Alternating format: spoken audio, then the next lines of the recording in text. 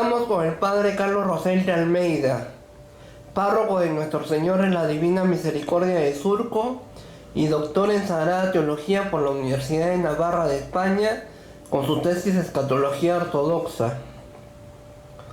Hoy vamos a hablar sobre el libro del Antiguo Testamento, Amós. Padre, ¿quién fue Amós?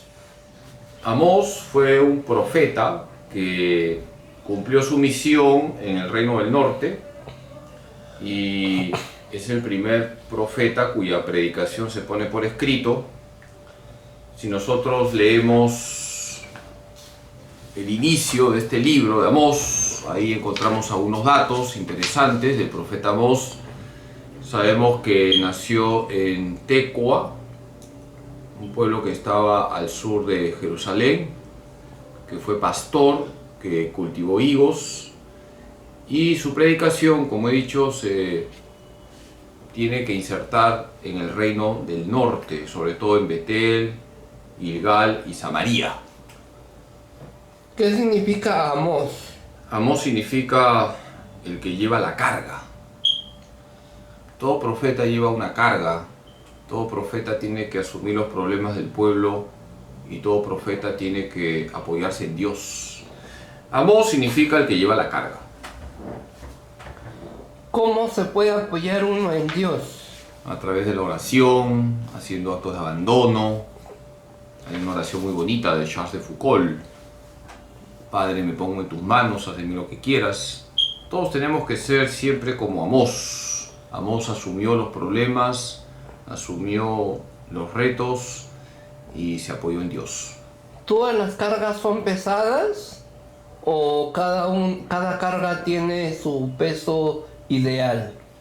Dios no te va a cargar más de lo que tú puedas llevar. Cada uno tiene su cruz. Pero bueno, ese es otro tema. Sigamos con Amós. No te desvíes porque tienes vocación de Tarzán, te vas por las ramas. Alto que pala, que estoy a Purímac. ¿Cuál es el contexto histórico del profeta Amós? Amós predica entre los años 760 al 750 a.C. Estamos en la época del rey Jeroboam II. ¿Qué está pasando en el Reino del Norte? El Reino del Norte había logrado una bonanza económica, pero también con el dinero, con las riquezas, entra la corrupción, ha entrado la idolatría, hay mucha explotación, hay muchas desigualdades sociales. Entonces, en ese contexto donde el pueblo vive la idolatría, donde hay desigualdades sociales, donde muchos judíos se han olvidado del Dios vivo y verdadero, el profeta Amós va a predicar con fuerza, llamando a la conversión. ¿Cuántos capítulos tiene el libro de Amós? Amós tiene 9 capítulos.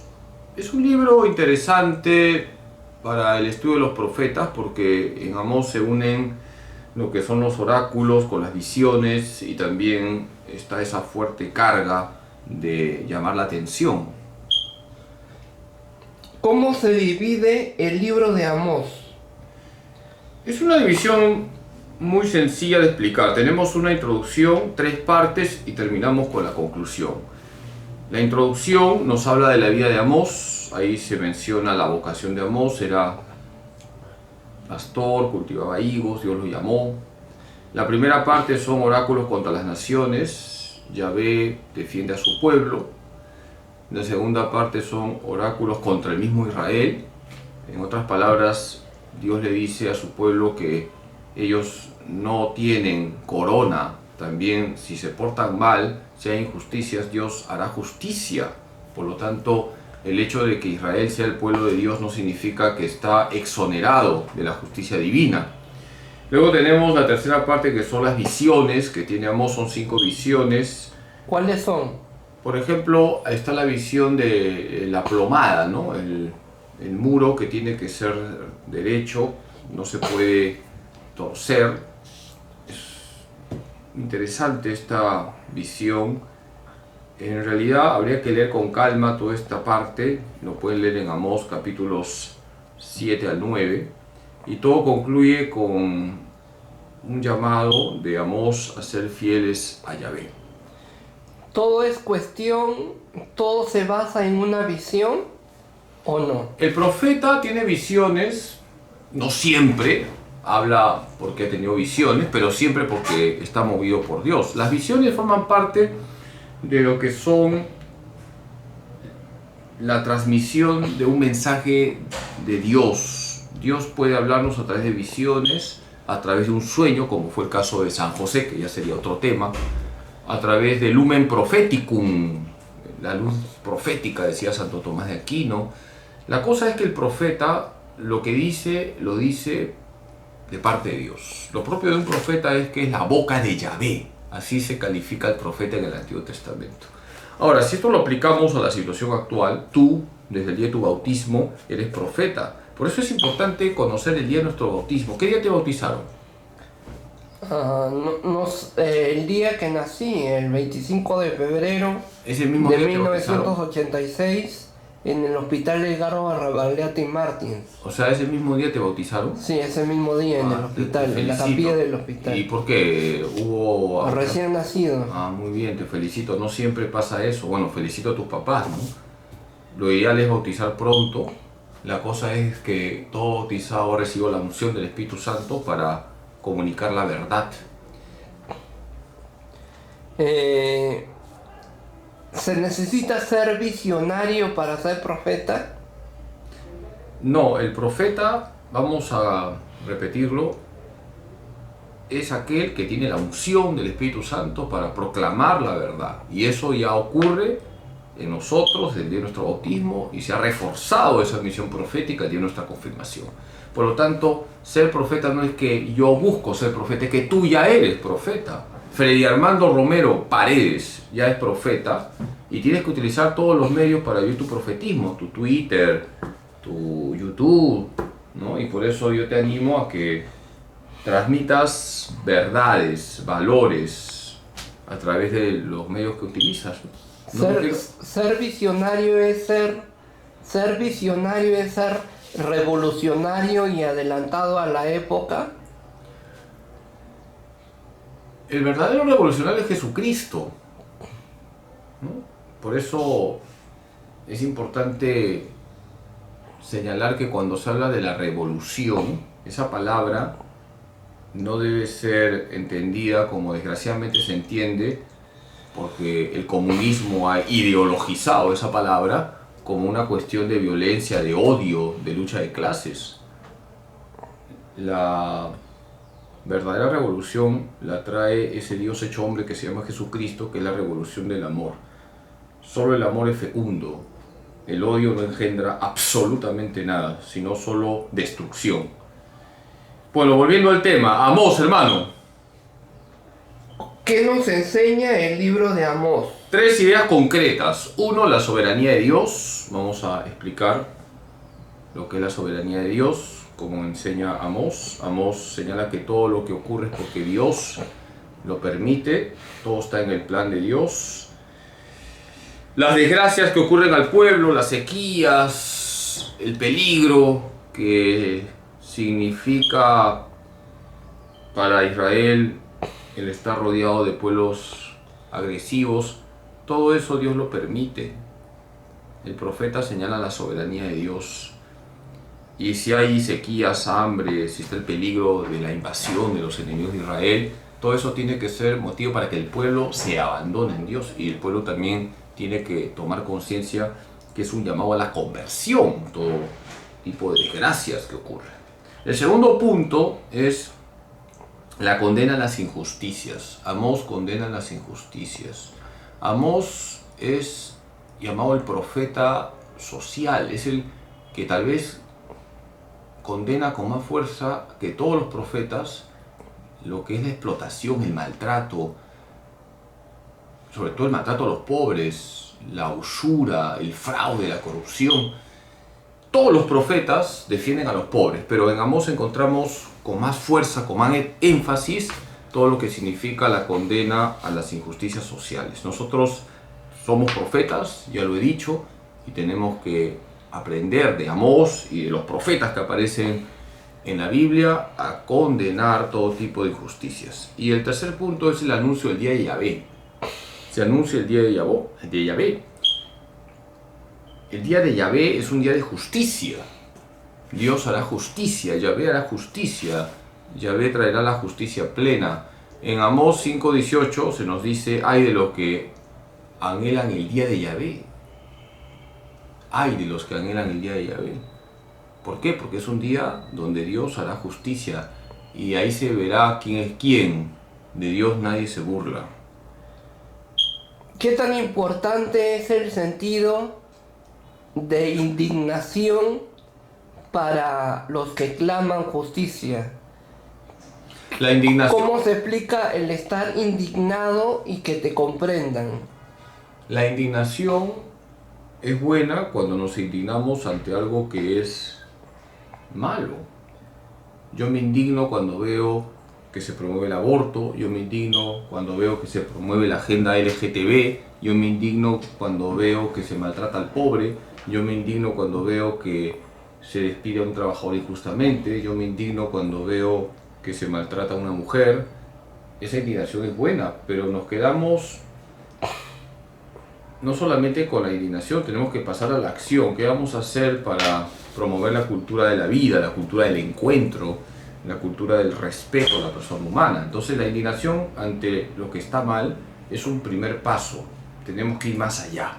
Nos indignamos, por ejemplo, cuando vemos que se quiere ideologizar a los niños, a los jóvenes, pero ¿qué vamos a hacer para que esos niños, esos jóvenes sean ideologizados? ¿Qué vamos a hacer? Yo te felicito, la otra vez te escuché hablar contra este genocida, terrorista que ha muerto. No hay que odiar a nadie, por si acaso, no hay que odiar a nadie, pero hay que decir las cosas claras. Y nosotros no somos Dios, el juicio es de Dios, pero hay que decir las cosas claras. El terrorismo es algo gravísimo. Y esto hay que enseñar a los niños y a los jóvenes, que en el Perú hubo terrorismo. Y aquellos que ideológicamente están a favor del terrorismo están haciendo daño porque generan una sociedad donde lo importante es el terror, el odio, la venganza. Y no se puede construir un país con el odio, la venganza, el terror. El país se construye a partir de valores. Tenemos que estar unidos en aquellos valores que van a hacer de nuestro país algo grande. Valores son la honestidad, la paz, la solidaridad, el respeto a la vida, el respeto al otro, independientemente de sus simpatías políticas. El respeto al otro es fundamental. No es el terror lo que construye un país, no es el odio ni la violencia. No es indignación, es tener memoria y corazón. Por eso, y te felicito que hayas hecho ese video poniendo las cosas claras. No al terrorismo, terrorismo nunca más. Independientemente, repito, de nuestras posturas políticas, nunca se puede aceptar en un país acciones donde se mata a aquel que discrepa conmigo, donde se destruye a aquel que discrepa conmigo, donde se insulta a aquel que discrepa conmigo. Está claro que nosotros como católicos tenemos una fe, una doctrina, una moral, pero yo no voy a insultar, maltratar o eliminar a aquel que no comparte mi fe. Más bien tengo que buscar puentes para hacer una sociedad más justa y solidaria. Bueno, doctor. ¿Cuál ha sido el papel de la Iglesia frente al terrorismo? La Iglesia ha sido víctima, tú sabes muy bien. Porque... Pero también ha sido mediadora, porque sí, a eso voy. El cardenal Cipriani fungió y estuvo como mediador en el rescate de los rehenes, claro, de la toma de la embajada de Japón del embajador Maurice Aoki. Claro, por eso... ¿Cuál ha sido el papel de la Iglesia? No me ha dejado terminar, sí. Iba a decirte varios puntos, pero bueno. Ya. A ver. Uno ha sido víctima, porque la Iglesia somos todos, y cuántos católicos han sido asesinados por Sendero Luminoso y el MRTA. Entonces, la Iglesia ha sido víctima, y ha habido sacerdotes mártires, los mártires de Ancash, sacerdotes que murieron. Está una religiosa que fue asesinada en San Ramón, la hermana Muchita, en fin. Entonces la Iglesia ha sido víctima y ha unido, digamos, ese dolor, ese sufrimiento esa sangre de mártires a la cruz de Cristo. Número 1. Número 2, la iglesia ha sido mediadora buscando la reconciliación y con la oración. ¿Cuánta gente ha rezado el rosario para que se acabe el terrorismo? La iglesia ha sido mediadora a través de iniciativas de diálogo, pero sobre todo con la oración, porque no se puede dialogar con los terroristas, que quede claro, es imposible. Dialogar con un terrorista, con un fanático, es bien complicado, a menos que esa persona se convierta. Y número 3, la iglesia no solamente ha sido víctima, no solo ha sido mediadora, sino también la iglesia ha inyectado esperanza. En aquellos lugares donde Sendero, el MRTA, ha asolado con el terror, muchos católicos han inyectado esperanza, animando a la gente a orar, animando a la gente a no devolver mal con mal. Todo eso es inyectar esperanza. Y es lo que tiene que hacer la iglesia hoy.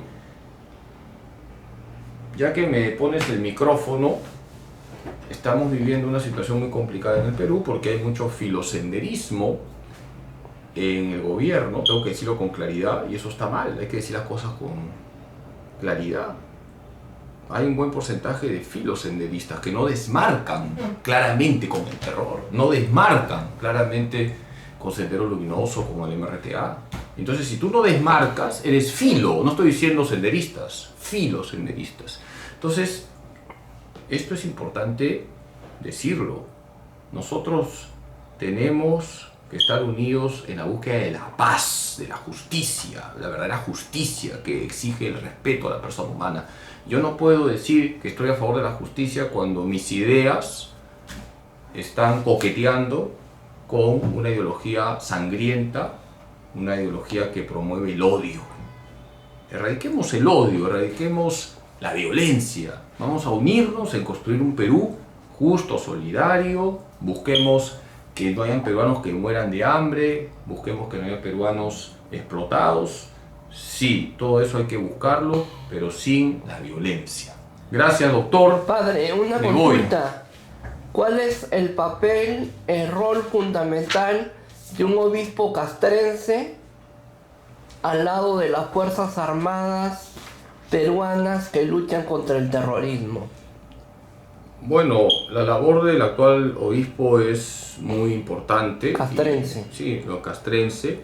De hecho, tuvo una declaración muy importante en el periodo de elecciones. La labor del obispo es la de ser pastor, en este caso concreto, pastorear a las Fuerzas Armadas a través de la predicación de la palabra, de los sacramentos, a través de la evangelización. Las Fuerzas Armadas tienen una labor muy importante. Las Fuerzas Armadas están para cuidar a los peruanos, están para cuidar el Estado de Derecho, y en ese sentido el obispo, a través del Evangelio, a través de la proclamación de la palabra de Dios, a través de los sacramentos, cuida esta grey, que son las Fuerzas Armadas y que tienen un lugar muy importante en el Perú. Muchas gracias. Padre, una consulta. La última. ¿Hay evangelización en el Braille? ¿Se puede concretar una evangelización en el Braille? Lo que pasa es que yo desconozco la situación actual de lo que no, pero hay padres, hay curas tengo entendido que en la zona de San Ramón, tuve la oportunidad de estar en San Ramón hace unos años atrás y tengo algunos amigos sacerdotes ahí. Me parece que es difícil entrar al Braille, pero yo rindo mi homenaje a los sacerdotes consagrados religiosos que están por esas zonas. Conozco a algunos y rezo por ellos. Que Dios Todopoderoso les bendiga en nombre del Padre, del Hijo y del Espíritu Santo. Fue el Padre Carlos Rosel de Almeida, párroco de Nuestro Señor de la Divina Misericordia de Surco y doctor en Sagrada Teología por la Universidad de Navarra de España con su tesis Escatología Ortodoxa. No se pierda los programas radiales del Padre Carlos Rosel. Los martes en Radio María, confirmando nuestra fe, a las 10 de la mañana. Y los domingos en Radio María también.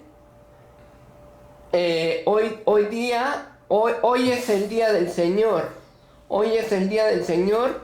El programa radial de los domingos, el nuevo programa radial de los domingos del Padre Carlos Rosel de Almeida a las 9:30 de la mañana.